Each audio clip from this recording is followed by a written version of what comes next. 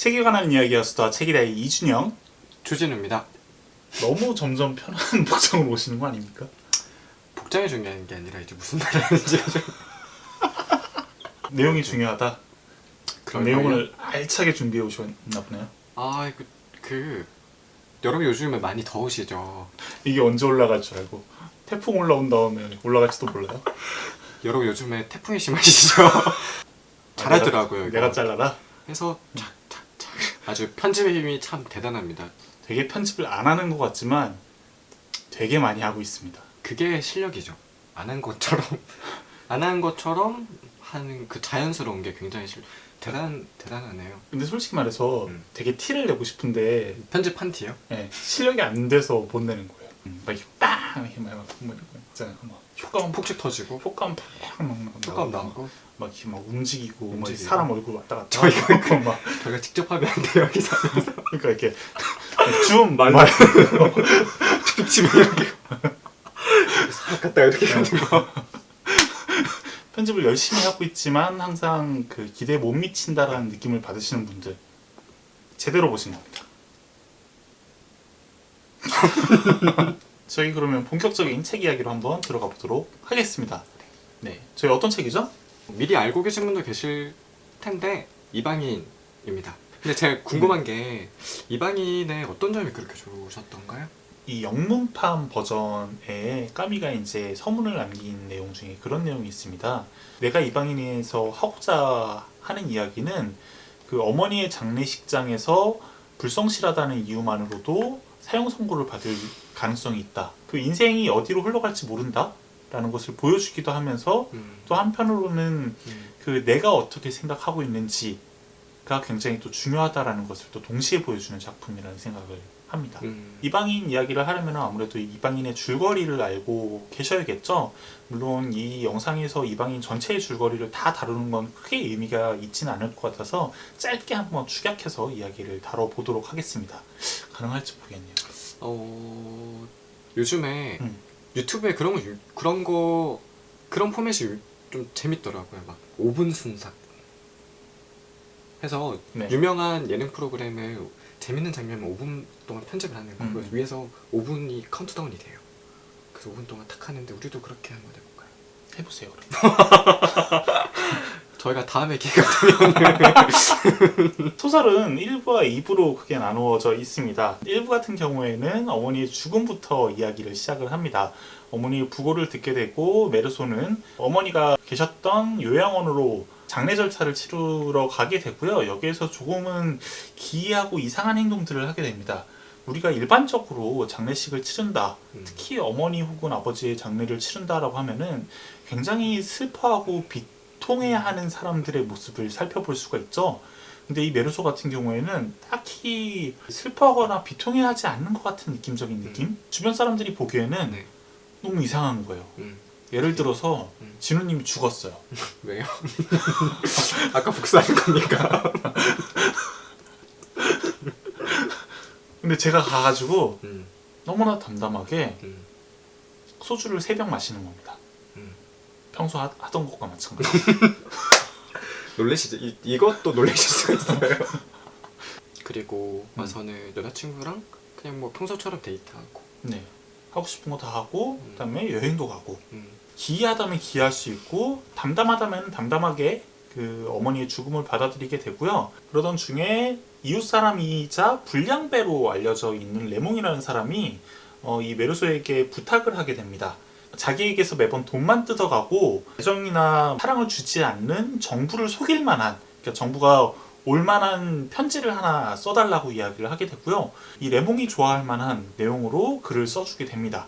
그리고 나서 이 레몽이라는 사람이 정부가 돌아오자 이 사람을 크게 구타하게 되고요. 이 정부의 남자 형제와 또 그 남자 형제의 패거리와 이 레몽, 메르소가 엮이게 되면서 사건이 이제 발단이 생겨나게 됩니다. 그 남자 형제 입장에서는 레몽에게 복수를 해야겠죠. 레몽에게 해를 입히기 위해서 나타나게 되고 그 자리에서 한 알제리인이 칼로써 이 레몽에게 해를 입히게 되는 장면을 목격하게 되죠. 이 상황에서 상처를 입은 레몽이 뭔가 다른 사건을 저지를까봐 걱정했던 메르소는 권총을 대신 갖고 있게 되는데요.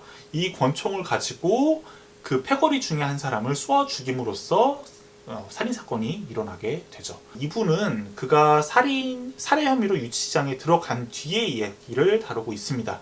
처음에 법정에서는 메르소가 훨씬 더 유리한 판결을 받게 될 것이다 라는 이야기를 하게 됩니다. 변호사도 굉장히 긍정적인 답변을 이야기를 하게 되고 예심 판사도 당신 사건은 사실 우리에게 그렇게 중요한 사건이 아니에요 라는 식으로 이야기를 하게 되는데 일이 급변하게 되죠. 법정에 들어가 보니까 살해 사건보다는 다른 사건에 조금 더 초점이 맞춰져 있었던 겁니다. 기사화가 된 거죠. 어머니의 죽음을 슬퍼하지도 않았을 뿐더러 여자친구와 놀아났다거나 다른 사람들과 유의를 즐겼다거나 이런 것들이 이제 강조가 되게 되면서 사건의 본질이 흐려진 채 사형 선고를 받게 되는 것이 이 이야기의 결말입니다. 책을 읽어보신 분들도 계실 거고 읽어보지 않은 분들도 계실 텐데 다시 한번 리마인드 하셨으면 하는 차원에서 말씀을 드렸고요. 지금부터는 조금 더 본격적인 이야기로 한번 들어가 보도록 하겠습니다. 저희가 한 2가지 정도 이야기를 가지고 왔어요. 첫 번째 주제는 왜 이방인이라는 소설은 실존주의 소설로 불리게 되었는가 라는 내용입니다. 진우님께서 준비를 하셨죠? 그럼요. 이렇게 준비했습니다. 사실은 저희 영상을 보셨던 분들 아시겠지만은 네. 제가 뭔가를 외워서 말하는 게 굉장히 어색하거든요. 그리고 즉흥적으로 뭔가를 자연스럽게 말하는, 즉흥적으로도 아니고 뭔가를 그냥 자연스럽게 하는 게 되게 어색한 사람이어가지고 지금도 되게 부자연스럽잖아요. 그러지 않을 거예요. 근데 그래서 뭐 저희가 녹음할 때는 저희가 준비한 텍스트를 그나마 자연스럽게 읽으면 되는데 네. 영상 때는 이걸 보고 읽는 게 약간 예의도 아닌 것 같고 네. 하지만 이거 보고 안 읽으면 제가 외워서 하기도 어렵고 네. 그래서 쉽게 읽고 보면서 하겠습니다. 흔히 뭐 이런 말까지 쓰더라고요. 뭐 이방인이 뭐 실존주의 문학의 승리라는 표현으로까지 쓰긴 하던데 뭐 실존주의를 굉장히 잘 알고 있는 사람은 이 표현이 책을 이해하는 데 도움이 될지 모르겠지만 저처럼 이렇게 뭐 아는 게 짧거나 실존주의가 뭔지를 잘 모르는 사람은 오히려 이런 말 들으면은 책에 더 어렵게 느껴질 수도 있고 그리고 이게 뭐지 싶어서 이해하는데 오히려 더 방해가 될 수도 있다는 생각을 했거든요.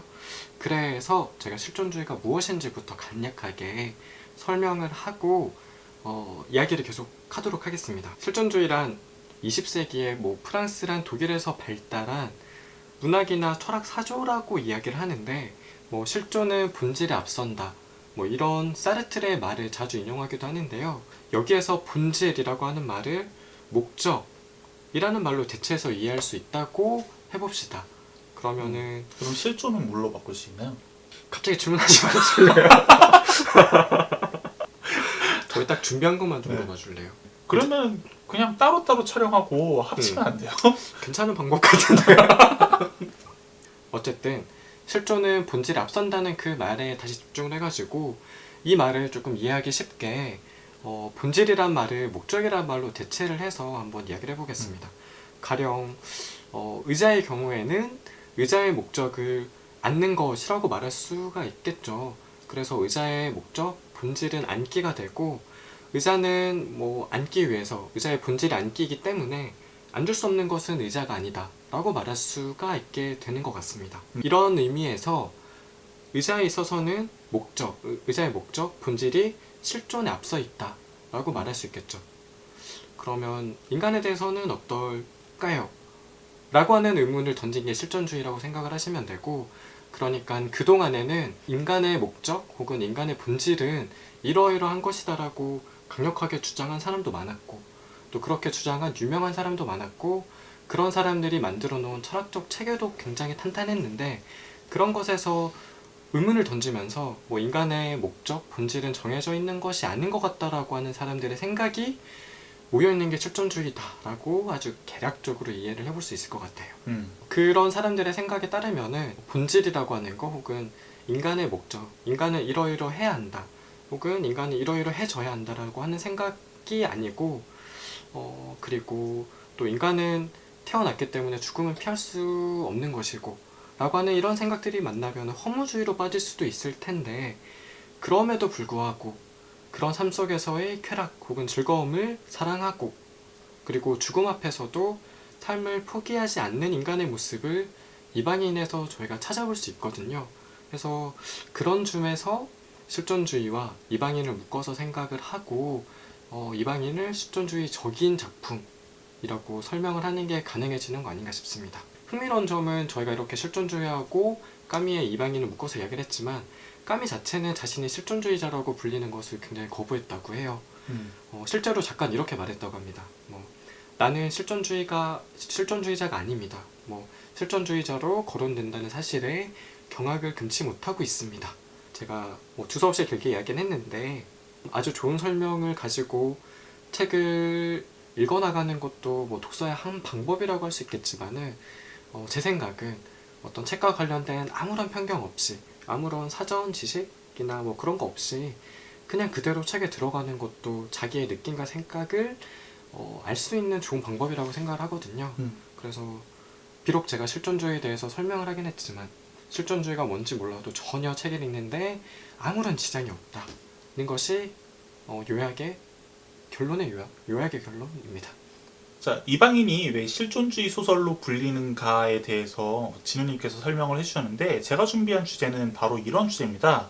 이방인 번역 논쟁에 관한 이야기를 한번 준비를 해봤습니다.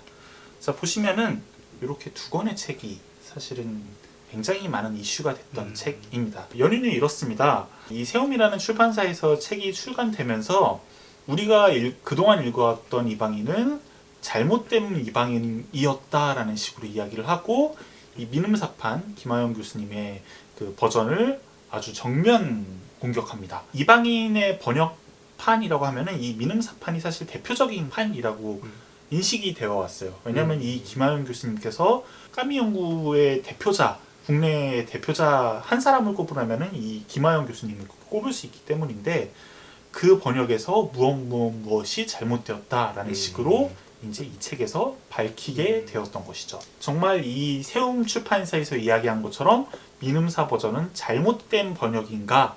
라는 것에 대해서 한번 이야기를 해볼 필요가 있을 것 같습니다. 도대체 그러면 좋은 번역이란 것은 무엇인가에 대해서 생각을 해볼 필요가 있을 것 같아요. 번역이란 무엇인가에 대해서 국어사전에서는 이렇게 정의를 하고 있습니다. 번역이란 통상 어떤 언어로 된 글을 다른 언어의 글로 옮김이라는 정의가 이루어져 있어요. 한 3가지 정도의 가능성이 생길 수 있을 것 같습니다. 모국어를 타국어로 옮기는 경우, 그리고 타국어를 모국어로 옮기는 경우, 그리고 타국어를 타국어로 옮기는 경우. 사전상의 조용 번역이라고 한다면 그 번역은 말을 의역하거나 돌림없이 그대로 번역한 것이라고 이야기를 할 수가 있을 것 같습니다. 자, 그런데 문제는 이 그대로 옮김이라는 부분에서 생겨날 수밖에 없어요. 우리가 사용하는 한국어와 영어, 일본어, 중국어 등등은 비슷한 체계를 유지하는 것처럼 보이지만 모두가 다 다른 언어를 사용하고 있습니다. 같은 단어도 뉘앙스가 다른 경우도 많고요. 어떤 문장이 다르게 해석되는 경우, 그리고 사투리 등등으로 인해서 다른 느낌을 주는 경우도 상당히 많아요. 그러다 보니까 의도치 않게 의역이 이루어지는 경우도 상당히 많습니다. 예를 들어 보자면은 기생충이라는 영화를 보면은 2가지 장면이 나옵니다. 일단 첫 번째 장면은 조효정 씨가 캠프에서 돌아오면서 가정부에게 짜파구리를 끓여주세요 라고 이야기를 해요. 근데 짜파구리라고 했을 때 우리는 알아듣죠. 짜파게티와 너구리를 한데 버무려가지고 만든 라면이라고 우리는 이해를 할 수 있는데 깐내에 앉은 심사위원들 혹은 관객들이 그 짜파구리를 이해할 수가 없겠죠. 그 너구리를 그렇게 또 너구리라고 하면 안 되잖아요. 네, 그 사람들은 진짜 몰고 가는지 모르고 잡아가는 줄 알죠. 그 번역가는 람동이라는 말로 번역을 하게 됩니다. 라면과 우동을 합친 그냥 스스로 만든 그러니까 신조어를 만드신 거예요. 자, 그리고 두 번째로 옮긴 특이한 점은 서울대학교라는 말을 옥스퍼드 대학이라고 옮겨을 했습니다. 우리나라에서는 굉장히 그 서울대학교가 가지는 위상이 특별하죠. 그렇죠.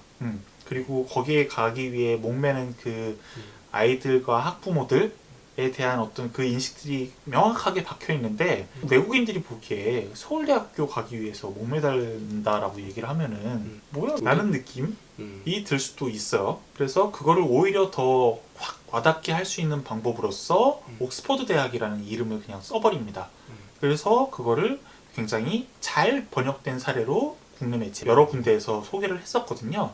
자, 그렇게 본다고 한다면은 좋은 번역이라는 것은 때로는 직역으로서 굉장히 그 뜻을 그대로 받아들이는 것일 수도 있겠지만 어떤 때는 의욕으로서 그 받아들이는 독자가 조금 더 잘 받아들일 수 있도록 이야기를 재구성하는 것도 좋은 번역이라고 이야기를 할 수도 있는 겁니다.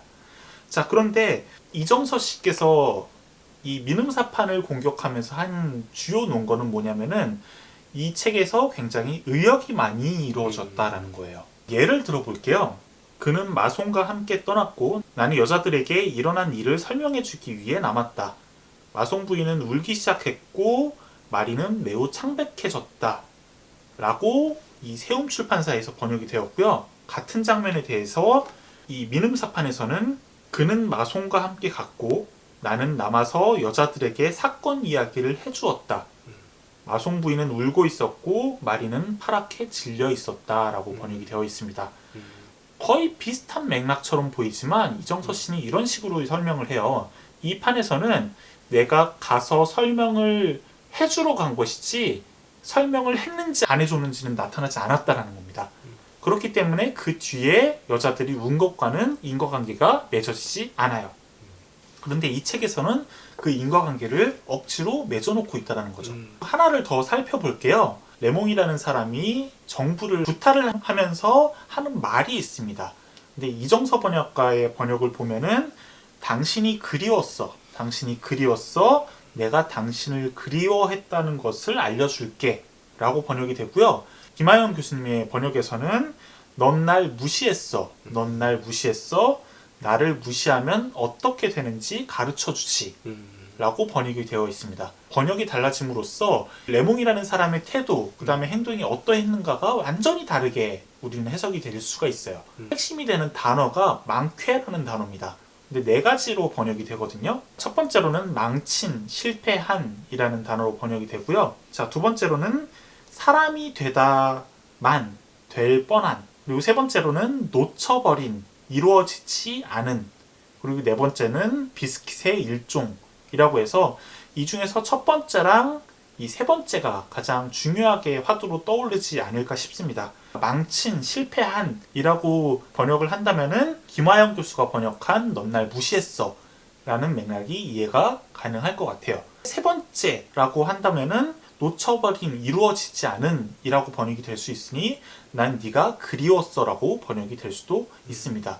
그리고 이정서 번역가는 이 번역이 잘못됐다라는 논거를 망쾌라는 단어가 다른 부분에서 그리웠다라는 식으로 표현이 되었고, 그렇기 때문에 한 소설가가 같은 소설에서 한 단어를 다른 의미로 사용하는 경우는 굉장히 드물다라는 식으로 이야기를 하면서 이 김하영 교수의 번역이 잘못되었다라고 이야기를 합니다.